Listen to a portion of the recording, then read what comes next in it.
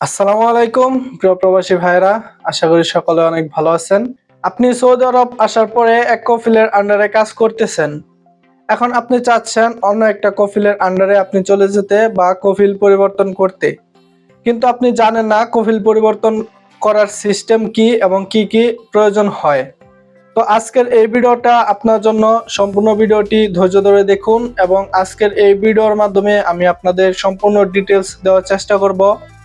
আপনি যদি কফিল পরিবর্তন করতে চান তাহলে আপনাকে কি কি করতে হবে বা আপনার কি কি প্রয়োজন হবে। হ্যালো বন্ধুরা, আমি মোহাম্মদ রাকিবুল হাসান, আপনারা দেখছেন রাকিবুল কেএস ইউটিউব চ্যানেল। সবাইকে আমার নতুন আরো একটি ভিডিওতে স্বাগতম। এবং আজকের এই ভিডিওতে আমরা এই বিষয়টি নিয়ে আলোচনা করব যে আপনি সৌদি আরব আসার পরে হয়তোবা আপনি যে কোনো কারণবশত বা কোনো একটা বিপদে পড়ে আপনি কফিল পরিবর্তন করতে যাচ্ছেন, কিন্তু আপনি জানেন না কফিল পরিবর্তন করার সিস্টেম কি 2024 সালে এবং আপনি কি কোন কোন প্রসেস মেনটেন করলে আপনি কফিল পরিবর্তন করতে পারবেন বা আপনার কি কি দরকার হবে। তাহলে বন্ধুরা আজকের এই ভিডিওটি অবশ্যই না টেনে ধৈর্য ধরে দেখুন। তো বন্ধুরা, কফিল পরিবর্তন করার দুইটা সিস্টেম রয়েছে। একটা হচ্ছে আপনার কফিলকে না জানিয়ে এবং আরেকটি হচ্ছে কফিলকে জানিয়ে। তো বন্ধুরা, আমার পূর্বের ভিডিওগুলোতে অনেকেই কমেন্ট করে যে ভাই আমি লুট আনলুট ভিসায় এসে ফেসে গেছি, আমি এখন কাফেলা হতে চাই বা কফিল পরিবর্তন করতে চাই, তো এখন কোনো সিস্টেম আছে কিনা, বা ভাই আমি 2 মাস 3 মাস ধরে এসেছি, আমার এই সমস্যা, আমাকে জোর জবরদস্তি করে যে কাজে এসেছি সেই কাজটা না দিয়ে অন্য কাজ করানো হচ্ছে, তো এখন ভাই আমি কি করব, এরকম অনেক অনেক কমেন্ট করে। তো বন্ধুরা, তাদের উদ্দেশ্যে আমি বলতে চাই যে আপনারা দুইটি উপায়ে কফিল পরিবর্তন করতে পারবেন। একটি হচ্ছে আপনার পুরাতন কফিলকে না জানিয়ে এবং দ্বিতীয়টি হচ্ছে আপনার পুরাতন কফিলকে জানিয়ে বা তার অনুমতি নিয়ে। তো বন্ধুরা, কফিল পরিবর্তন করার প্রথম শর্ত হচ্ছে আপনার অবশ্যই অফশোর অ্যাকাউন্ট থাকতে হবে এবং আপনার ইকামা থাকতে হবে। তো বন্ধুরা, এখন কথা হচ্ছে আপনি যদি কফিলকে না জানিয়ে কফিল কাফেলা হতে চান বা কফিল পরিবর্তন করতে চান বা এক কফিলের আন্ডারে আছেন অন্য একটা কফিলের আন্ডারে চলে যেতে চান, তাহলে অবশ্যই কিন্তু আপনার ইকামার মেয়াদ এক্সপায়ার হতে হবে। মানে আপনার ইকামার মেয়াদ কিন্তু অবশ্যই এক্সপায়ার হতে হবে। আপনার ইকামার মেয়াদ থাকলে কিন্তু আপনি আপনার কফিলকে না জানিয়ে কাফেলা হতে পারবেন না। এটা হচ্ছে প্রথম শর্ত।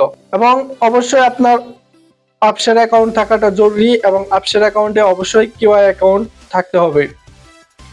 তো বন্ধুরা, এখন কথা হচ্ছে আপনারা যারা আপনার কফিলকে যদি জানিয়ে বা কফিলকে না জানিয়েই হোক আপনি যদি কফিল পরিবর্তন করতে চান, তাহলে অবশ্যই সর্বপ্রথম আপনাকে কাফেলা হতে হবে। তো বন্ধুরা, এখন কাফেলা হওয়ার সিস্টেম আপনাকে আমি বলে দিচ্ছি। আপনার কাফেলা হওয়ার সিস্টেম হচ্ছে আপনি আপনার নিকটস্থ জাত বা মক্তবা মেলে যাওয়ার পরে আপনি যদি কাফেলা হওয়ার চিন্তা ভাবনা করেন, তাহলে সেখানে গিয়ে আপনি যদি বলেন, তাহলে আপনার কাফেলা হওয়া প্রথমবার যদি আপনি কাফেলা হন তাহলে 2000 সৌদি রিয়াল আপনাকে সরকারি ফি দিতে হবে। এবং আপনি দেখা গেছে একবার কাফেলা হয়েছেন বা দ্বিতীয়বার আপনি আবার কাফেলা হতে চাচ্ছেন, তাহলে আপনার কিন্তু 4000 সৌদি রিয়াল আপনার মানে কাফেলা হওয়ার ফি দিতে হবে। এছাড়া বন্ধুরা, আপনি যদি তৃতীয় চতুর্থ বা এর অধিকবার আপনি যদি কাফেলা হন, মানে তাহলে আপনি যদি দ্বিতীয়বারের অধিকবার কাফেলা হতে চান, তাহলে বন্ধুরা অবশ্যই আপনাকে কিন্তু 6000 সৌদি রিয়াল সরকারি ফি দিতে হবে।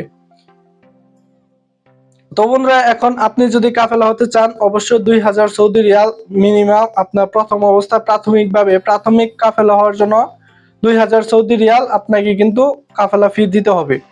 তো 2000 রিয়াল যখন আপনি পেমেন্ট করে দিবেন বা আপনার নতুন কফিল পেমেন্ট করবে, তখন আপনার দ্বিতীয় কাজ হচ্ছে তলব দেওয়া। তো বন্ধুরা, আপনার অফশোর অ্যাকাউন্ট থেকে তলবটা যাবে। তো আপনার ইকামার মেয়াদ যদি থাকে তাহলে আপনার তলবটা সে আগের কফিলের কাছে যাবে। এখন সে আগের কফিলকে আপনি যদি জানিয়ে কাফেলা হতে চান, তাহলে সে আপনার যে পুরাতন কফিল তার ফোনের অফশোর অ্যাকাউন্টের থেকে ওকে করবে, আপনি আপনার অফশোর অ্যাকাউন্টের কেউ অ্যাকাউন্ট থেকে ওকে করবেন। তারপরে আপনারা দুইজনে যদি ওকে করেন, তার পরবর্তী কাজ কাফেলা হওয়ার পরবর্তী ধাপ সেটা হচ্ছে আপনার নতুন কফিলের আন্ডারে চলে যাবে। মানে আপনার নতুন যে কফিল হবে তার অ্যাকাউন্ট থেকে আবার সেই একটা প্রসেস রয়েছে, সেই প্রসেসটা তার কমপ্লিট করতে হবে। যার পরে আপনাকে যদি নতুন কফিল ইকামা করে দেয় তার আন্ডারে, তাহলে বন্ধুরা আপনার কিন্তু কাফেলাটা পরিবর্তন হয়ে গেল। এভাবে বন্ধুরা আপনার কিন্তু কাফেলা পরিবর্তন হতে পারবেন। আপনার পুরাতন কফিলের কাছে তলব গেলে ওকে করতে হবে এবং আপনার কাছে যে কেউ অ্যাকাউন্টে তলব এসেছে সেখানে ওকে করতে হবে। তৃতীয় নাম্বার পয়েন্ট হচ্ছে আপনাকে কিন্তু নতুন কফিল ইকামা করে দিতে হবে। যতক্ষণ পর্যন্ত না আপনার নতুন কফিল বা পরবর্তী যে কফিল সে যদি ইকামা করে না দেয় তাহলে ততক্ষণ পর্যন্ত কিন্তু আপনি সৌদি আরব অবৈধ। যখন আপনার নতুন কফিল আপনাকে ইকামা করে দিবে তখন কিন্তু আপনি সৌদি আরব বৈধ হতে পারবেন। তো বন্ধুরা এখন আসি, অনেকে আছে যারা আমার ভিডিওর কমেন্ট বক্সে কমেন্ট করে যে এই বিপদে পড়েছে, 2 মাস 3 মাস ধরে এসেছে, তো তারা কি করবে? তো বন্ধুরা আপনি যদি আপনার কফিলকে জানিয়ে কাফেলা হতে চান বা আপনার কাফেলা হওয়ার সিস্টেম কিন্তু এখন যে কোনো সময় আপনি কাফেলা হতে পারবেন বা কফিল পরিবর্তন করতে পারবেন। আপনার এই কাজ ভালো লাগতেছে না বা এই কফিল ভালো লাগতেছে না, আপনি কফিলকে জানিয়ে হোক, আর যদি না জানিয়ে হতে হয় তাহলে বন্ধুরা অবশ্যই আপনার কফিলের যে কোনো একটা শ্রম আইন ভঙ্গ করার ক্ষেত্রে এই বিষয়গুলো আপনার লক্ষ্য রাখতে হবে। যেমন আপনাকে যদি বেতন ঠিক মতো না দেয়, আপনার ইকামার মেয়াদ যদি এক্সপায়ার হয়ে যায়, তাহলে বন্ধুরা কিন্তু আপনি আপনার কফিলকে না জানিয়ে কাফেলা হতে পারবেন। কিন্তু বন্ধুরা আপনি যদি আপনার কফিলকে জানিয়ে কাফেলা হন তাহলে বন্ধুরা অবশ্যই আপনার কফিলের ফোনে থেকে আপসের অ্যাকাউন্ট থেকে আপনার ওকে করতে হবে, যে নতুন যে তলবটা যাবে সে তলবটা কিন্তু ওকে করতে হবে। এভাবে কিন্তু আপনি কাফেলা হতে পারবেন।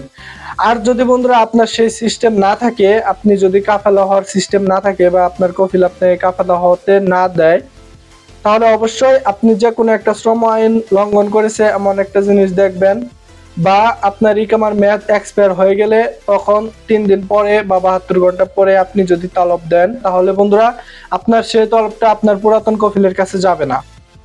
তো যখনই আপনার পুরাতন কফিলের কাছে যাবে না তখন শুধুমাত্র আপনি যদি ওকে করেন, তার পরবর্তীতে আপনার নতুন কফিলের যে কাজ সেই কাজটা যদি সম্পন্ন করে তারপরে ইকামা বানিয়ে দিলেই আপনার কিন্তু কাফেলাটা পরিবর্তন হয়ে যাবে।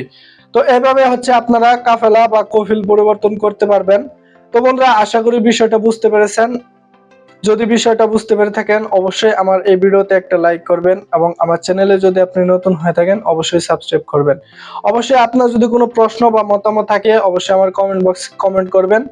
তাহলে বন্ধুরা ভালো থাকবেন, সুস্থ থাকবেন, আল্লাহ হাফেজ।